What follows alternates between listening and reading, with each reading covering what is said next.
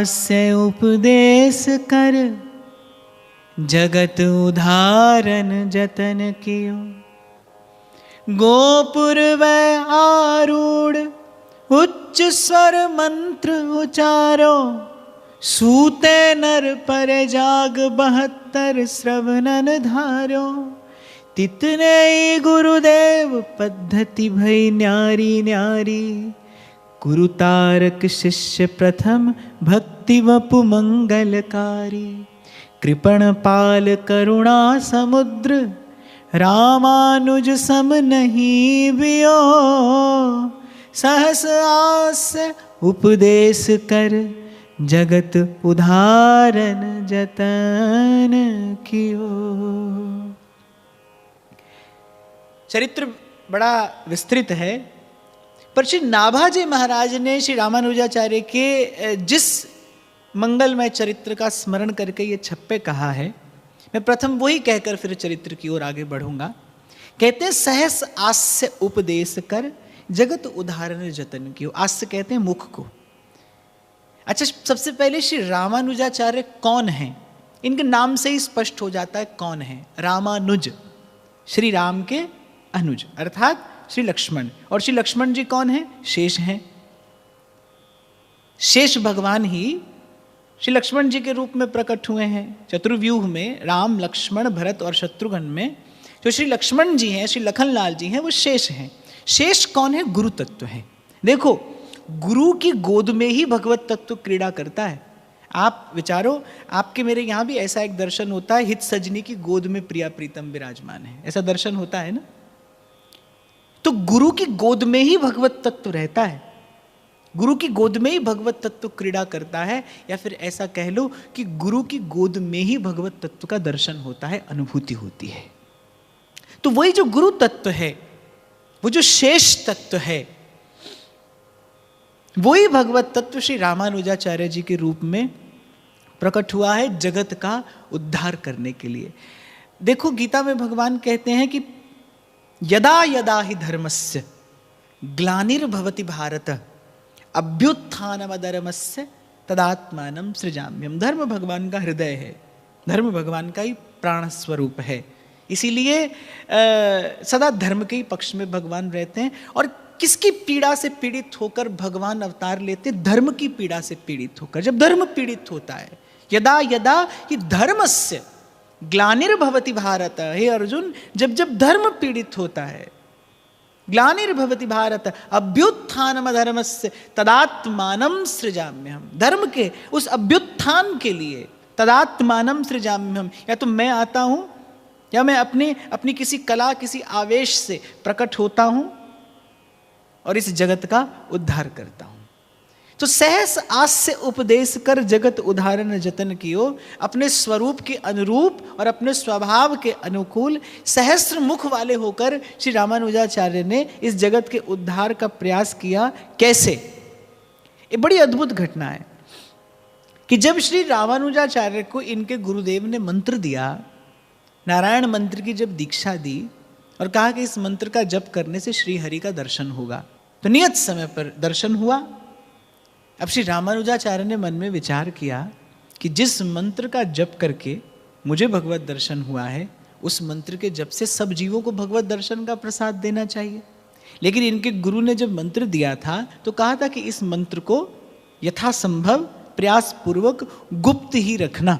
आज तक भी गुरु परंपरा से जो मंत्र प्राप्त होता है उसका उच्चारण करने की आज्ञा नहीं होती, उसको गुप्त ही रखा जाता है और गुप्त रख कर ही उसका जप किया जाता है। या ये परंपरा है, आचार्य परंपरा है, गुरुजनों की स्थापी हुई मर्यादा है। और मुझे लगता है कि इसका पालन भी होना चाहिए, इसका पालन भी करना चाहिए, गुरु से जो प्राप्त हुआ हो। क्योंकि अपने अपने परम धन को, अपने उस परम धन को, उस परम निधि को ऐसे प्रकट नहीं किया जाता। तो गुरु ने आज्ञा दी थी कि भाई इस मंत्र को गुप्त रखना। पर श्री रामानुजाचार्य ने तो एक बड़ा विलक्षण कार्य किया, विचित्र कार्य किया, जो साधारण बुद्धि से समझ में नहीं आता। मंदिर के शिखर पर जाकर चढ़ गए, मंदिर के शिखर पर जाकर चढ़ गए और बड़े उच्च स्वर से उस मंत्र का उच्चारण किया। मंत्र का उच्चारण निषेध है, नहीं करना चाहिए। और फिर गुरु की आज्ञा थी कि भाई मंत्र को बिल्कुल गुप्त रखना। पर परहित सरस धर्म नहीं भाई। धर्म का भी धर्म क्या है? परहित, सब सोहित। ये धर्म का भी धर्म है, ये धर्म का प्राण तत्व है, ये परम धर्म है। इसलिए गोस्वामी जी कह रहे परहित सरस धर्म नहीं भाई, इसके जैसा कोई दूसरा धर्म नहीं है। उस परहित का विचार करके गुरु की आज्ञा भी एक ओर रख दी, शास्त्र की मर्यादा का भी अतिक्रमण कर गए, क्योंकि हृदय में इतनी करुणा उमड़ी कि जब मैंने जो प्रसाद पाया है, ये प्रसाद में अकेले नहीं पाना जाता। जब चारों ओर देखा कि जीव पीड़ित हो रहा है, कराल कलिकाल जीव मात्र को कष्ट दे रहा है, काम क्रोध लोभ वो अहंकार ईर्ष्या राग द्वेष मद मात्सर्य की अग्नि में तप रहा है जीव, तो हृदय में करुणा उमड़ी। विचार नहीं किया और उस उमड़ती हुई करुणा के आवेश में आकर मंदिर के शिखर पर जाकर खड़े हुए और बड़े उच्च स्वर से उस मंत्र का उच्चारण कर दिया। छप्पय के अनुसार कहते हैं 72 लोगों ने उस समय उस मंत्र का श्रवण किया, और जिसने उस मंत्र का उस समय श्रवण किया उस सब के सब भगवत दर्शन पाकर कृतार्थ हुए। आज भी 72 पद्धतियां मिलती हैं यहाँ पर, इस संप्रदाय में आज भी 72 पद्धतियां बिलग बिलग मिलती हैं। और जिन 72 उन सौभाग्यशाली जनों ने उस मंत्र का श्रवण किया, जप करके भगवत दर्शन प्राप्त किया, भावना की सिद्धि की और इस लोक का कल्याण किया। पर लेकिन जब इनके गुरु को पता चला कि श्री रामानुजाचार्य ने ऐसा कार्य किया है, तो गुरु क्रोधित हुए और श्री रामानुजाचार्य जी से कहने लगे कि तुमने गुरु आज्ञा का उल्लंघन किया है और गुप्त नारायण मंत्र का प्रकट रूप से इस प्रकार उच्चारण कर दिया है, तुमको नरक जाना पड़ेगा, तुम्हें नरकवास करना पड़ेगा। और श्री रामानुजाचार्य क्या उत्तर देते हैं? प्रसन्न वदन मुस्कुराते हुए और गुरुदेव के श्री चरणों में मस्तक रखते हुए कहते हैं कि एक मेरे नरक जाने से अगर संसार के इतने जीवों का नरक से उद्धार होता है, तो मैं नरक जाने के लिए आज नहीं सदा सदा के लिए प्रस्तुत हूं। कहते हैं कि जब गुरु ने, वो भी गुरु थे, समर्थ थे, भगवत प्राप्त महापुरुष थे, उन्होंने जब श्री रामानुजाचार्य जी के हृदय में जीव मात्र के प्रति ऐसी करुणा का दर्शन किया, तो श्रीमन नारायण का उच्चारण करते हुए श्री रामानुजाचार्य जी को हृदय से लगा लिया। गुरु ने कहा कि नरक जाना होगा, तुम्हें नरक जाना होगा, ये योग्य नहीं था, ये उचित नहीं था, ये मर्यादा का अतिक्रमण करना था। और उत्तर देते हैं श्री रामानुजाचार्य भगवान कि मेरे नरक जाने से अगर कलयुग के सहस्त्र जीवों का उद्धार होता तो मैं सदा नरक में रहने के लिए प्रस्तुत हूं, प्रस्तुत हूं। जब ऐसी करुणा का दर्शन किया, धर्म के आचरण का फल क्या है भाई? जीव के प्रति दया। तो नाभाजी को बड़ा प्रिय ये चरित्र लगा श्री रामानुजाचार्य का कि गुरु आज्ञा का उल्लंघन करके, लेकिन प्राणी मात्र के कल्याण का विचार करके मंदिर के शिखर पर जाकर मंत्रोच्चारण किया। हमारे व्यास जी भी कुछ ऐसी बात कहते हैं परम धन राधा नाम आधार, जाई शाम मुरली में टेरत सुमिरत बारंबार। फिर कहते हैं कि वेद तंत्र और जंत्र मंत्र में यही कियो निर्धार, श्री शुक प्रगट कियो नहीं आते जान सार को सार। एक बड़ी सुंदर घटना आचार्य चरण के जीवन में घटी कि एक बार आप अपने शिष्यों के सहित श्री जगन्नाथ भगवान का दर्शन करने के लिए गए। अब श्री जगन्नाथ जी भगवान की सेवा में जो पंडे पुजारी थे, वो किंचित वेद विधि का सम्यक प्रकार से पालन नहीं कर रहे थे। अब रामानुजाचार्य भगवान तो आप राम के अनुज हैं, आप श्री राम के अनुज हैं, प्रभु यदि मर्यादा पुरुषोत्तम है तो आप प्रभु के मर्यादा की रक्षा में सदा तत्पर और सावधान रहने वाले। तो आचार्य चरण को तो उन पंडे पुजारियों पर बड़ा क्रोध आया। राजा से कहा, राजा को आज्ञा दी कि तत्काल इन्हें सेवा से बाहर कर दिया जाए, और अपने जो शिष्य उनके साथ थे उन शिष्यों को साथ लेकर और श्री जगन्नाथ भगवान की बिल्कुल वेद विहित विधि से पूजा अर्चना आरंभ कर दी। अब जो वो पंडे पुजारी थे वो बेचारे मंदिर के बाहर जाकर रोने चिल्लाने लगे, बार बार श्री जगन्नाथ जी से क्षमा मांगते हैं कि प्रभु भूल हो गई हमसे, हमारी भूल सुधार लेंगे हम, अब कोई त्रुटि नहीं होगी सेवा में, पर ये सेवा हमसे न ले ली जाए, ये सेवा का सुख हमसे न ले लिया जाए। अब जगन्नाथ जी तो करुणा अवतार हैं, उन्होंने श्री रामानुजाचार्य जी से कहा कि भाई इनको मैंने स्वीकार किया है, इनको मैंने स्वीकार किया है। और सूरदास जी कहते हैं जगत पिता जगदीश जगत गुरु, पर भगत की सहत डिठाई। भक्त डिठाई भी करे, धृष्टता भी करे तो भगवान सह लेते हैं। कितना भी चंचल चपल बालक हो, पर माँ त्याग तो नहीं देती।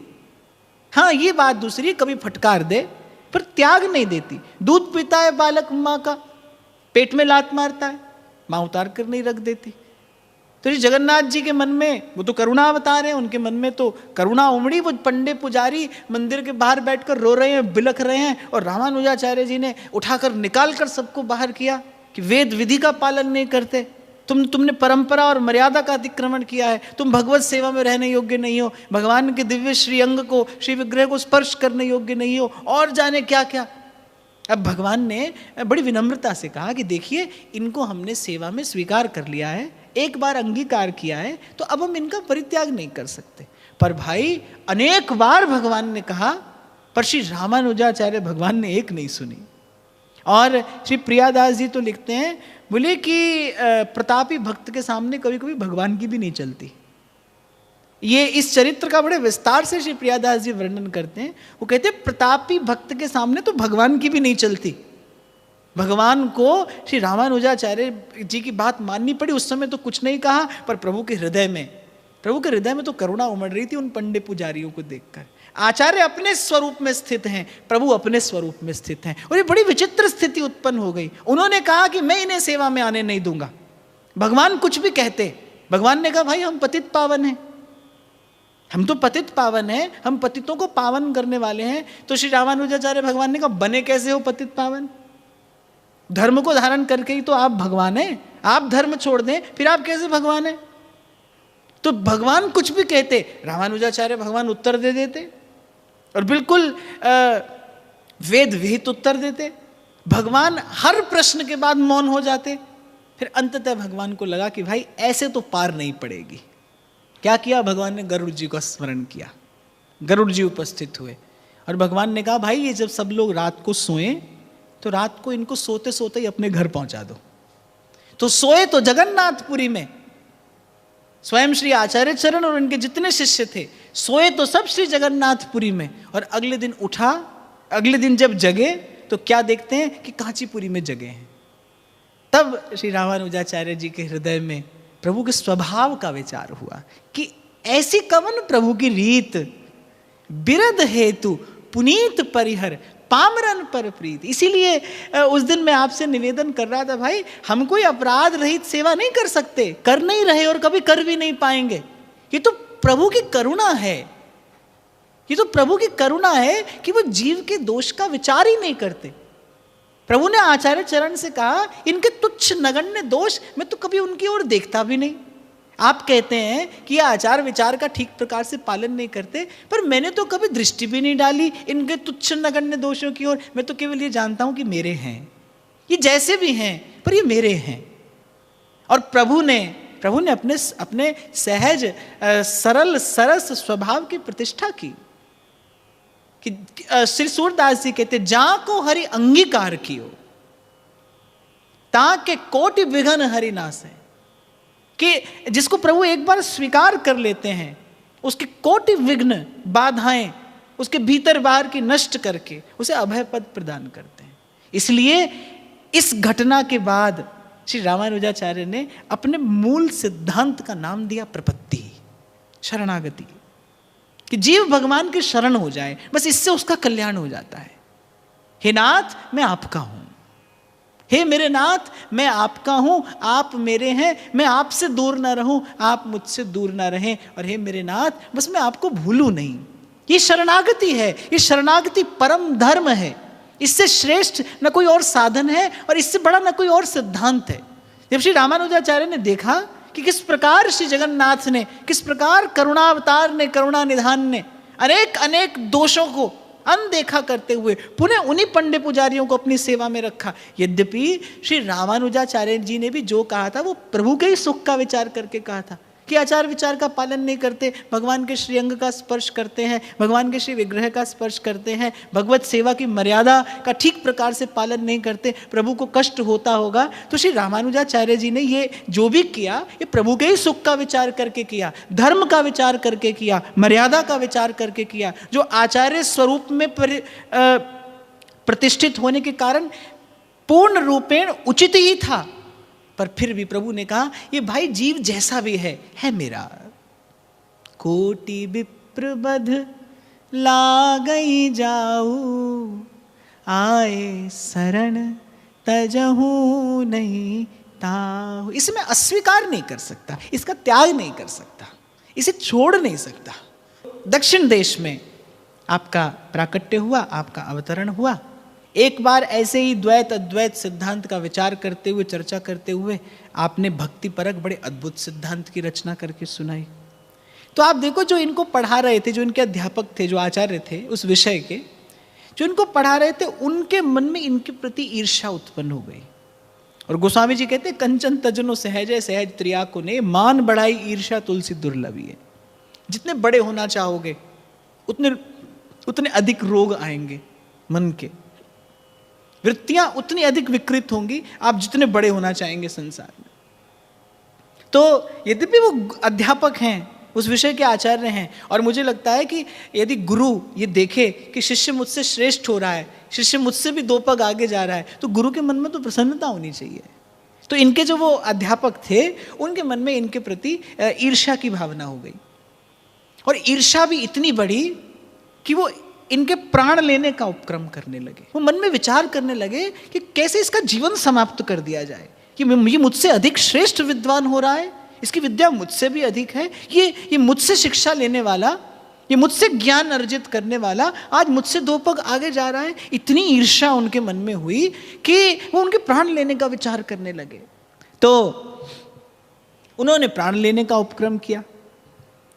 आप एक बार कहीं यात्रा पर जा रहे थे, वहीं जंगल में ही कुछ लोगों को तैयार कर दिया कि रामानुजाचार्य को विष दे दिया जाए। अब श्री रामानुजाचार्य जी को इस बात का आभास हो गया, तो उनके जो हितैषी जन थे, उनके जो प्रियजन थे, उन्होंने किसी प्रकार से उनको किसी और मार्ग पर भेज दिया। वो थके हारे और वहीं जंगल में रात को सो गए, और सुबह उठे तो क्या देखते हैं कि एक दंपति पास में बैठे हैं। बोले, हम भी भगवान का दर्शन करने ही जा रहे हैं, तो आपके संग ही यात्रा करते हैं, हमारे पास थोड़ा ये भोजन है, प्रभु का प्रसाद है, आप ग्रहण कर लीजिए। श्री रामानुजाचार्य जी को भोजन कराया, प्रसाद पवाया और साथ लेकर चले। कुछ ही दूर चले थे, और वो कई कोसों की लंबी जो यात्रा थी, कुछ ही दूर चले और भगवान की नगरी आ गई। भगवान का दर्शन कर रहे हैं, और जब मंदिर में जाकर दर्शन किया तो इधर देखते हैं, उधर देखते हैं, ना वो दंपति है और ना कोई उनकी खोज खबर है। तब विचार किया कि कोई और नहीं, स्वयं श्री लक्ष्मी नारायण थे, जिनका दर्शन करने जा रहा था, सोई आए। तभी ये इतनी लंबी यात्रा कुछ क्षणों में पूर्ण करा दी भगवान ने। स्वयं जगदम्बा ने आकर अपने हाथ से भोजन कराया, प्रभु ने जल पिलाया। और इसी प्रकार जिमि बालक राखे महतारी, करऊं सदा तिनकी रखवारी। प्रत्येक चरित्र में मैं आपको स्मरण दिलाता चलूंगा कैसे भगवान अपने भक्त की सेवा करते हैं, किस प्रकार भगवान ने अपने भक्तों की सेवा की है। तो जो इनके अध्यापक थे, उनका नाम था यादव प्रकाश। अब जब बहुत दिन श्री रामानुजाचार्य नहीं लौटे, तो उन्होंने सोचा कि भाई कार्य हो गया। अब ऊपर से तो बड़ा दुख दिखाया, और भीतर से बड़े प्रसन्न। काशी विश्वनाथ का दर्शन करने गए, मार्ग में रोगी हो गए, ना भगवान का दर्शन हुआ, ना गंगा जल का स्पर्श प्राप्त हुआ, उद्विग्न मन लौटे। और जब वापस लौटे तो आकर देखा श्री रामानुजाचार्य प्रसन्न वदन विराज रहे हैं। अब तो हृदय के दुख का कहना ही क्या। अध्यापक को ईर्ष्या हो गई, क्या बिगाड़ सके। जहाँ को मनमोहन अंग करे, अरे वहाँ को केस खसे नहीं सिरते, जो जग बैर परे। प्रसन्न वदन श्री रामानुजाचार्य विराजमान है। अच्छा देखो, उमा संत के यही बढ़ाई, मंद करते करई भलाई। अब जब अध्यापक ने देखा कि भाई ये तो हंसते खिलखिलाते यहाँ पर विराजमान हैं, फिर गए उनके पास कि आप फिर से विद्यालय में आइए। और श्री रामानुजाचार्य फिर से विद्यालय में चले गए। जिसने प्राण लेने का षड्यंत्र किया, श्री रामानुजाचार्य बिल्कुल इस विचार को न करते हुए, बिल्कुल कोई अन्यथा भाव अपने मन में ना लाते हुए फिर से उसी अध्यापक के विद्यालय में पढ़ने के लिए चले गए। प्रभु की लीला देखिए, उस राज्य के राजा की कन्या को प्रेत बाधा हुई, तो जो इनके ये आचार्य थे, ये मंत्र शक्ति में बड़े सिद्ध थे, निपुण थे। राजा ने इनको बुलाया, जो यादव प्रकाश थे रामानुजाचार्य के अध्यापक, इनको बुलाया। इन्होंने बहुत तंत्र मंत्र प्रयोग किए उस प्रेत पर, लेकिन उस प्रेत ने कहा कि तुम्हारे तंत्रों मंत्रों से मैं नेक भी टलने वाला नहीं हूं। तो राजा ने कहा कि ऐसा क्यों, आपके मंत्र कैसे निष्प्रभावी हो रहे हैं? तो उस ब्रह्म राक्षस ने कहा कि तुम तो मुझसे भी अधिक राक्षस हो, तुम्हारे मंत्रों का मुझ पर क्या प्रभाव होगा? मैं तो प्रारब्ध के वश राक्षस हूं, तुम तो अपनी करनी से असुरत्व को प्राप्त हुए, तुम तो मुझसे भी बड़े राक्षस हो। जब सुना तो बड़े लज्जित हुए। तब उस प्रेत ने स्वयं कहा कि श्री रामानुजाचार्य का चरणामृत अगर इस राजकुमारी को पिलाया जाए तो ये इस बाधा से मुक्त हो सकती है। अब जब रामानुजाचार्य को बुलाया गया, उनका चरणोदक लेकर उस राजकुमारी को दिया गया और वो उस ब्रह्म राक्षस की उस प्रेत बाधा से मुक्त हो गई, उनकी ख्याति और बढ़ गई और इनके मन में ईर्ष्या और बढ़ गई। कहाँ जाएं, कोई ठौर नहीं, कोई ठिकाना नहीं। और प्रभु ऐसे ही करते हैं, कन्हैया जैसा कौतुकी और कौन है? श्री ठाकुर जी तो ऐसा ही करते हैं। ये तो भाई ऐसे चंचल हैं, ऐसे माँ चंचल बालक से कहते ना बेटा ये नहीं करना, वही सबसे पहले करता मिलेगा। तो ऐसे श्री ठाकुर जी हैं, मानत सुख सेवक सेवकाई, और सेवक बैर बैर अधिकाई। सेवक का कोई बैरी हो जाए तो प्रभु का भी बैरी है। तो कहने का तात्पर्य मेरा ये प्रसंग मैंने आपको इसलिए निवेदन किया, भाई ईर्ष्या से बच के रहना, ये भाव जीवन में ना आने पाए। एक वणिक था धनुर्दास नाम का, उससे आचार्य बहुत प्रेम करते थे, बहुत प्रीति थी आचार्य चरण की उसमें। अब जो अन्य शिष्य थे उनको बड़ी ईर्ष्या होती थी कि अरे हम तो विरक्त हैं, तपस्वी हैं, हम तो साधु हैं, और ये उस गृहस्थ शिष्य से इतना प्रेम करते हैं, ये इतना आचार्य के हृदय में पक्षपात क्यों है? आचार्य चरण को इसकी खबर पड़ गई। अब उन्होंने कहा कि भाई ठीक है, सीधे सीधे तो इनसे कुछ नहीं कहेंगे, परीक्षा ली। वो जो साधु थे उनकी लंगोटियां छिपा दी गई। अब वो साधु लंगोटी के मारे चिंतित हो रहे हैं, एक दूसरे से लड़ रहे हैं, झगड़ रहे हैं। और वहीं ये जो धनुर्दास थे, इनकी पत्नी के समस्त गहने कुछ लोगों को भेजकर चुरा लिए। और जब धनुर्दास को खबर पड़ी कि पत्नी के सब गहने चोरी हो गए, कुछ एक रह गए, तो धनुर्दास कहने लगे, और चुराने वाले भी कोई और नहीं, वैष्णव वेशधारी थे, क्योंकि गुरु ने परीक्षा के लिए भेजा था। तो वो जो धनुर्दास थे वो अपनी पत्नी से कहने लगे कि अगर वैष्णव लेने आए थे तो तुमने कुछ अपने पास रख क्यों लिए, सबके सब उनकी सेवा में निवेदन क्यों नहीं कर दिए? तो पत्नी कहने लगी कि मैं तो सब देना चाह रही थी, और जैसे ही मैंने करवट बदली, वो जो स्वर हुआ, उस आहट को सुनकर वो लोग उनके हाथ में जो आया वो लेकर चले गए। इसके बाद श्री रामानुजाचार्य जी ने सब शिष्यों के मध्य में कहा कि तुमने साधु का वेश लिया है पर तुम लंगोटी के लिए झगड़ते हो। और यहाँ इसके हृदय की स्थिति देखो, इसके भाव की स्थिति देखो कि इसकी पत्नी के गहने जा रहे हैं। एक गृहस्थ के लिए तो संचय उचित है, क्योंकि उसे साधु की सेवा करनी है, उसे गृहस्थ का निर्वाह करना है, उसे धन की आवश्यकता है। इसकी संचित संपत्ति को लिए जा रहे हैं वैष्णव, और ये अपनी पत्नी से कह रहा है कि अरे थोड़ी भी अपने पास रखने की क्या आवश्यकता थी, वैष्णव ही तो हैं, प्रभु के जन ही तो हैं, उनकी सेवा में संपूर्ण निवेदन क्यों नहीं कर दिया? साधु का वेश तो प्रभु भी उसकी पूजा करते हैं। साधु का वेश तो लोक का मंगल करने वाला है, वैष्णव वेश लोक को पवित्र करने वाला है। पर साधुता केवल वेश पर टिकी न हो, साधुता उससे कहीं अधिक उदार, कहीं अधिक गहन और कहीं अधिक गंभीर वृत्ति है। साधुता व्यवहार में हो। मैंने आपसे कल भी कहा था, भाई मंदिर में तो सभी भक्त हैं, मंदिर में तो सभी भगवान की भक्ति दिखाई पड़ते हैं, पर आपकी भक्ति आपके व्यवहार से परिलक्षित हो, आपकी भक्ति आपके व्यवहार में उतरे। पूजा तो सभी भगवान की विधि निषेध से युक्त होकर कर लेते हैं, पर जो करते हैं आप वो भी पूजा जैसी पवित्र भावना से किया जाए, तब भगवान के भक्त हैं। जहाँ जहाँ जाऊँ तुम्हारी सेवा, तुम सा ठाकुर और न देवा। तो इस प्रकार भाई श्री रामानुजाचार्य जी का ये दिव्य भव्य चरित्र है, बड़ा विस्तृत चरित्र है। मैंने तो केवल दूर से श्री भक्तमाल जी का आश्रय आधार लेकर इन्हें प्रणाम निवेदन किया है, और ये पवित्र चरित्र का स्मरण करते हुए, अपने मन वाणी को निर्मल करते हुए ये भाव प्रभु के श्री चरणों में निवेदन करता हूँ। आप सबके हृदयस्थ प्रेम प्रभु को प्रणाम।